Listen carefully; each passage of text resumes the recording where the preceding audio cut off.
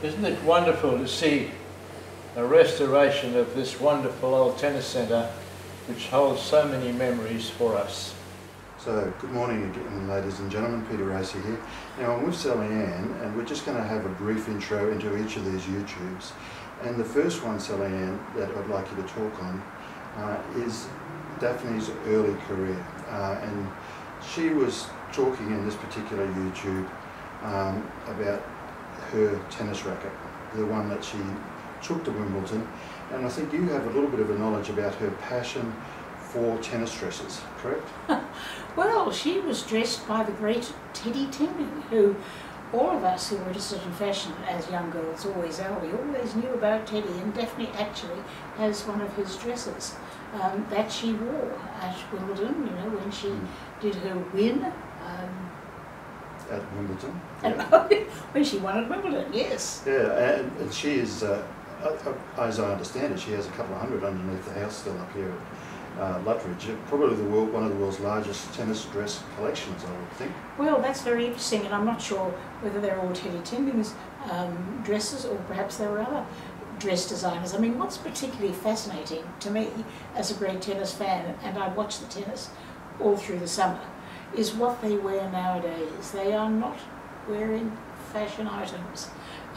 Interesting perhaps, but not, you know, Gorgeous Gussie, who was called Gorgeous Gussie because she had beautiful pants, lovely underwear, which she flashed and showed, and you're allowed to do that then too. When I was down at the house, I took particular notice of the beautiful photographs on the walls, which people will see in these various YouTubes. And you're right, the attention to detail on the way the dresses were cut was just amazing. It really I remember a dress, I'm not sure if it was Daphne's or somebody else, which had beautiful scallops. That was Daphne's, yep. It was Daphne's. Yep. Beautiful scallops around the skirt, and you thought, isn't that lovely? You know, it was a very sort of ladylike game, but they were tough girls and they played hard. And Daphne, of course, talking about her early days, came from the dairy farm, where she had all those brothers and she had to keep up with them, and she played sport with them and she played cricket with them, and of course she's a great golfer now. And I think one of the reasons is that she had a lot of early training in sport. Yeah, no, she's wonderful. Anyway, I hope everyone enjoys this first YouTube, and thank you very much.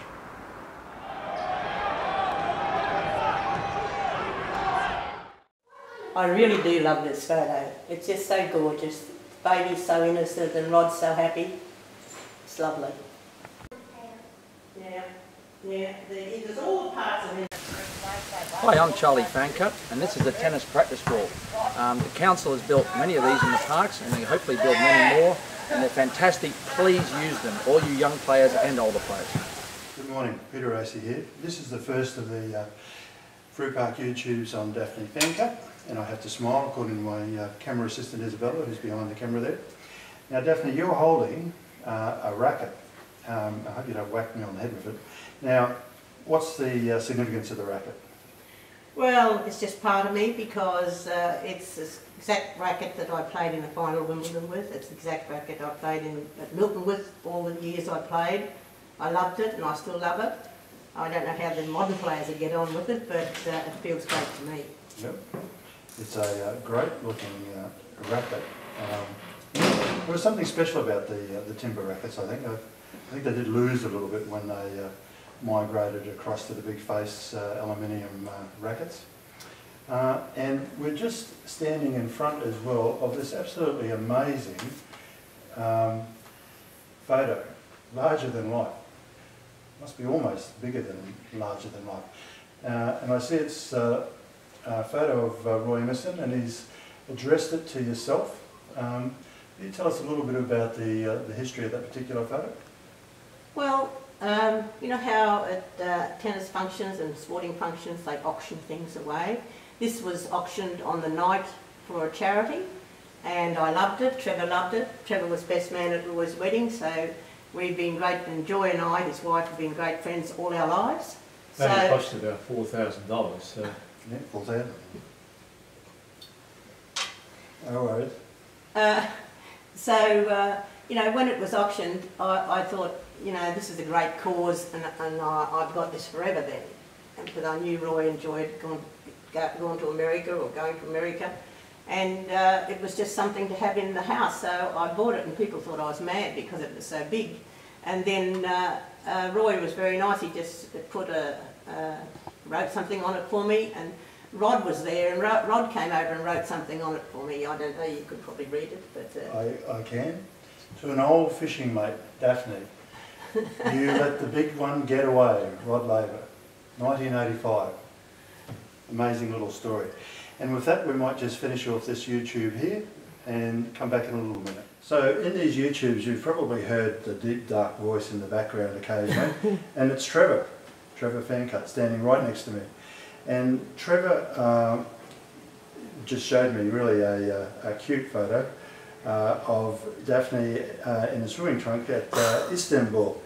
And it was a great photo, and it's just been such a pleasure here this morning. And Trevor, I just wanted to say thank you so much for opening your house to us this morning. It's been really great. And with that, we'll say thank you and goodbye. Thank you. Here